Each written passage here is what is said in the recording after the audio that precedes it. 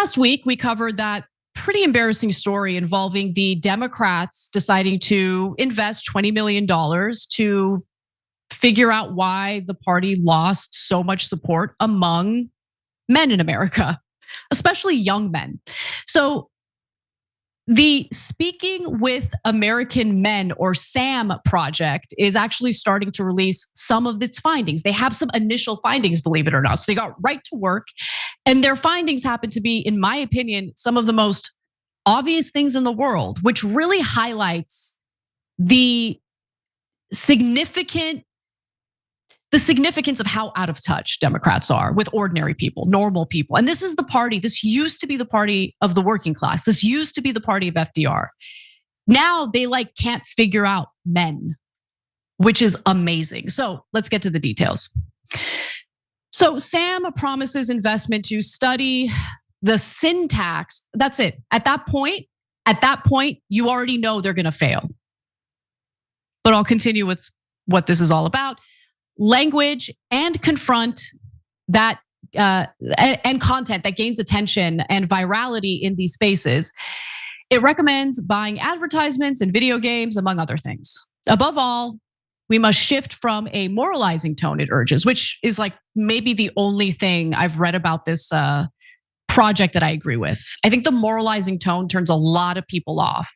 And so if you're the party of scolders, you're going to drive people away from your party. I think that's just common sense. I don't think you need to spend $20 million to figure that out. Now, let's break down just how bad the Democrats' problem really is, because in last year's presidential election, the gender gap leapt to 13 percentage points nationally, up from 9 percentage points in 2020. Men's support for Kamala Harris dropped by 6 points, winning just 42% of men, the lowest on record in recent elections. Now, Sam's national survey found that just 27% of young men viewed the Democratic Party positively, while 43% of them viewed the Republican Party favorably. That gap became even more pronounced among 18 and 29-year-olds. Look, people get really mad when I say this, but you either want to know what went wrong or you don't. And if you don't want to know, if you want to live in magical thinking land and everything is great and Democrats aren't making any mistake, okay, stop listening right now. Okay, but for those of you who want the truth, Democrats can't stop telling men how much they hate them. That's a problem. Okay, not every man is carrying out toxic masculinity. They're not acting as though, not all of them certainly, are acting as though, they're entitled to sex with any woman they want. These stereotypes that lump all men together and make them out to be bad guys is not healthy, it's not right, and it's not good politics, obviously.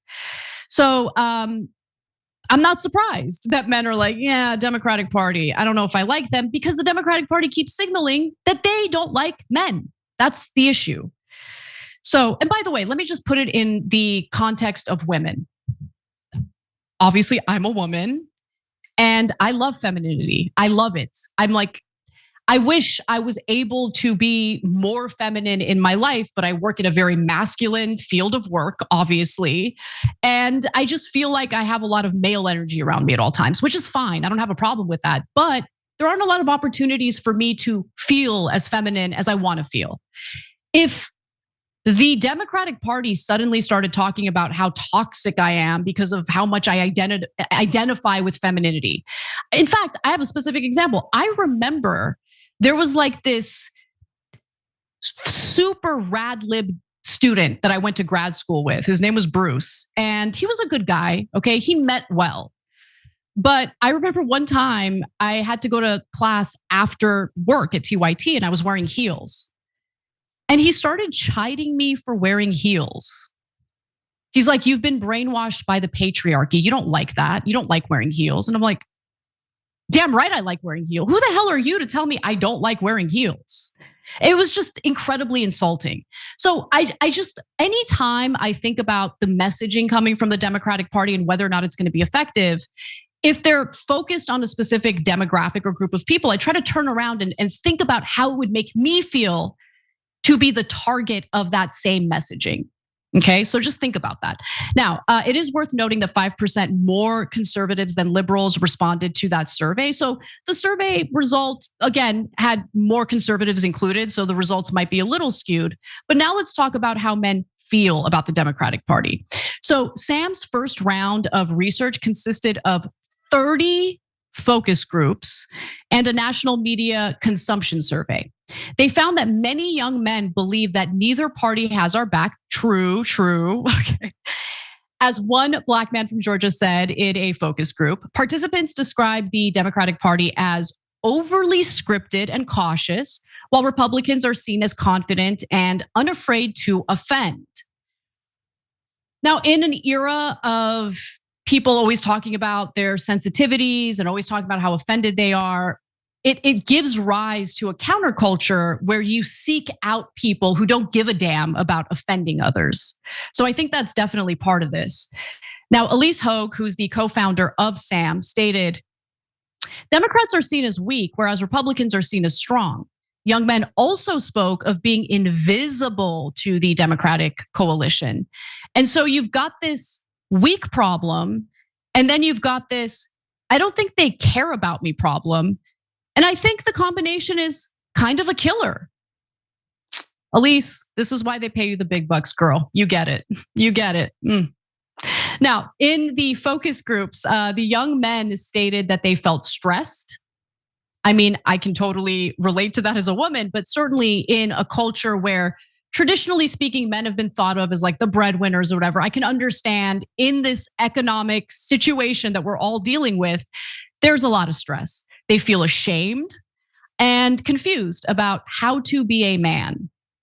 Maybe because they keep getting like slapped around when they just want to be themselves, right? So they vented about conflicting cultural messages of masculinity that put them in a no-win situation around the meaning of a man, according to the SAM Project memo. Okay, so other issues included feeling isolated after the COVID lockdowns, which makes sense. By the way, the COVID lockdowns, I mean, we're still obviously experiencing the downsides of that and the repercussions, the consequences of that. You know, so many community groups and ways in which people would connect with one another in person basically got shut down and they never came back. And so everyone needs a sense of community, right? I remember when my mom wasn't in the hospital and I was able to go to dance class. Going to those dance classes and seeing the same people all the time and feeling closer to them with each passing class that I took made me feel a sense of community. It made me happier. And when those things are kind of taken away from you because of forced lockdowns or whatever other reason, yeah, it's gonna cause feelings of loneliness. It's gonna cause other issues. Obviously, for a lot of young men who might have had just graduated college and they're entering the job market for the first time, it's a terrible situation to find yourself in when you graduate and there is no job market because there's nationwide shutdowns of businesses. So, and they're also upset about how they're unable to afford traditional economic milestones like buying a house or paying for their kids' college.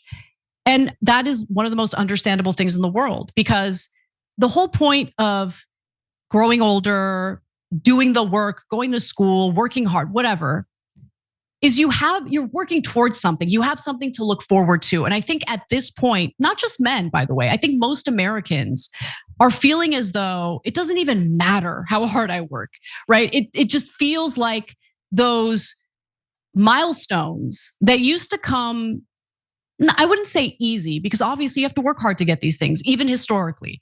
But there was a path to getting those things. Now it seems like there is no path, and that leads to a lot of frustration, a lot of anger. So when you have the Democrats in power and they're like nickel and diming, and they're making a little, like they're tweaking around the edges policy-wise, but it doesn't really change the material conditions American workers are experiencing. Yeah, there's gonna be backlash toward the Democratic Party, especially when someone like Donald Trump comes in, presents himself as someone who's gonna save them, improve the economy, and create a situation in which, they're gonna be golden. They're gonna do really well. They're going to be able to buy that house. They're going to be able to invest money in the stock market. Now, obviously, Trump has been losing some support, especially among independent voters and Latino voters who opted to support him because of his economic messaging. Because guess what? He hasn't delivered. It's just the truth.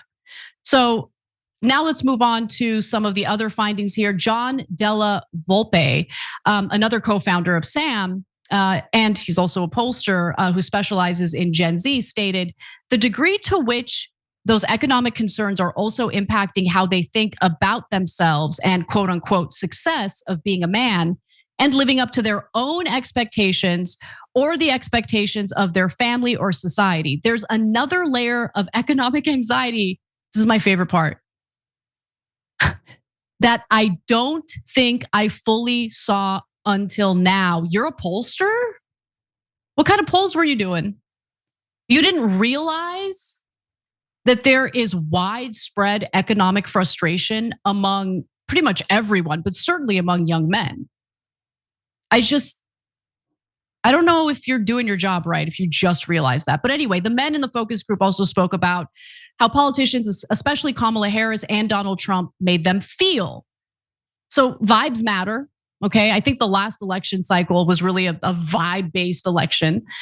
And an Asian American professional described Democrats as embracing the fluid masculinity of being like empathetic and sensitive, while Republicans are more like the traditional masculinity of a provider, strong, and the machismo type. I don't know if I would have used the word machismo. Anyway, but continuing. Another Latino man from Las Vegas said that during the 2024 campaign, Harris focused on, oh, I got Beyonce on stage with me. Oh, I got Lady Gaga on stage. And it just kind of felt like, what does that have to do with me? I'm trying to move up in life. That is shocking, actually. It is shocking to me that men weren't seduced by the lyrical talent of Beyonce. How did that not work? It's weird. It's crazy. Look, overall, I'm happy that the Democratic Party at least wants to figure out what they're getting wrong. But in the process of doing so, they're kind of showing us how out of touch they've been and how much work they have to do. You know, same guy says, Trump's over here like, if you're able to get a surplus in our budget, then we're going to have no tax on tips, no tax on overtime. It's going to take a while to get to that point, but at least he's saying the things that, oh, this is what I'm going to do, the Latino man added. Remember when you guys got mad at me when I kept mentioning how Trump repeating that he's gonna do no tax on tips was like effective political messaging and it's gonna work? It worked, okay, it worked.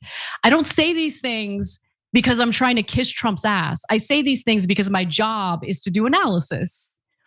And I see things pretty clearly. I mean, the last election cycle, I saw things real clearly, which is why election night, I wasn't panicking. I didn't freak out because I saw that iceberg coming. The question is, why didn't the Democrats see that iceberg coming? And will they see it in the future? Who knows? We're gonna have to wait and see. Every time you ring the bell below, an angel gets his wings.